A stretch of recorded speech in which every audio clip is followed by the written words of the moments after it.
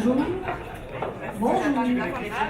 D'abord, je voudrais dédier mon texte à mon amie Agnès Perra, qui, je ne sais pas si elle est présente dans la salle. Donc, il m'a inspiré mon texte par une de ses fraîches anecdotes de sa fraîche jeunesse. Donc, ça commence comme suit. Il y a de ces jeux de vieilles filles qui jamais ne s'arrêteront. Je parle du fait que tous les vendredis après-midi, je me retrouve dans le lit simple au drap jaune de cette chère Séraphine Valium. Le reste du temps, nous nous ignorons lorsque nous sommes en classe d'éducation physique ensemble.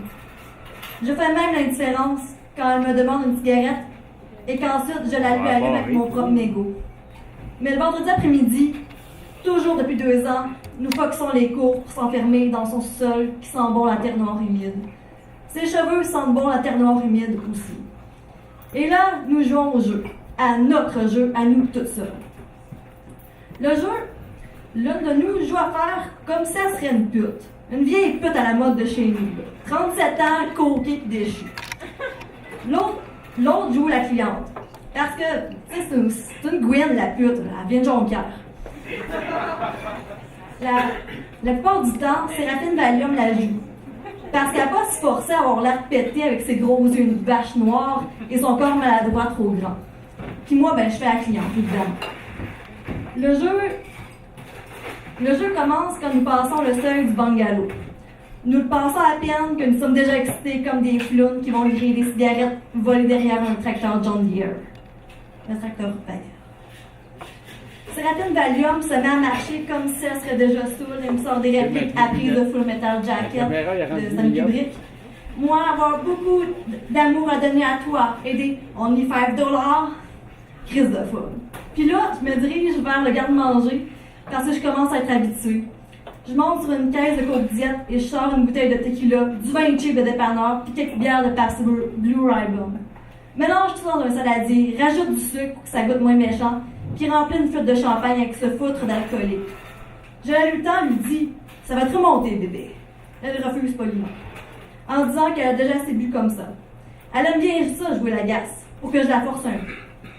Alors, je saisis le bras aussi fort que je peux et lui sors un « Tu vas boire ou je vais te forcer, tu vas boire » en secouant un peu.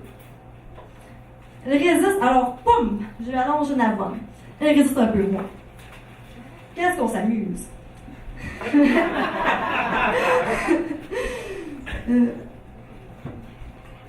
Elle me regarde incertaine et une larme de douleur à l'œil. Je lui offre un sourire qui lui dit « C'est un jeu, tu sais. » Elle est rassurée et enlève son chandail aussi sensuellement que peut l'adolescente pucelle qui essaie d'être sensuelle qu'elle est.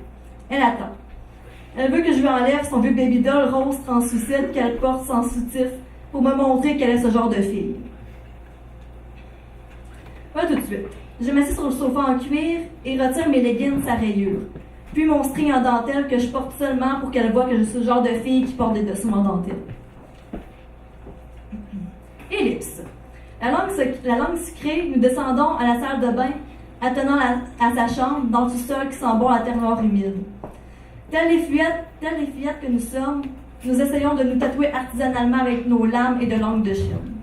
Depuis le temps, nous avons l'intérieur des cuisses, les fesses et le mont Vénus, recouverts de graffitis obscènes, déclarations d'amour à J.D. Salinger et d'hommage à Blue Velvet de David Lynch. Nous nettoyons l'excédent en prenant un bain ensemble. Ça fait mal quand la mousse rentre dans nos tatouages tout neufs. On endure par fierté devant l'autre. J'ai déjà entendu parler que les polyamoureux officialisent une relation en prenant un bain. Je lui lave le dos, elle lave le mien.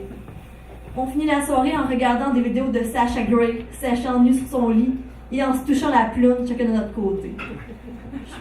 Je tombe immanquablement endormie sur sa poitrine chaude comme l'intérieur d'un poulailler.